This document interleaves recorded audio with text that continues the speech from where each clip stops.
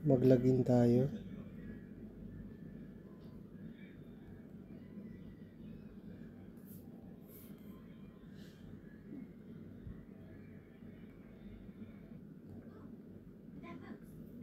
Okay, sign in. Tapos nag-sign in na rin ako. Pag nag-sign in kayo guys, ito yung makikita nyo kagad. Nakalagay yung contribution natin 125. Tapos yung last posted natin contribution ng April.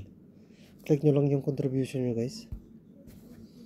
Is this mobile, do you want to see the actual premiums? Okay nyo lang yan guys.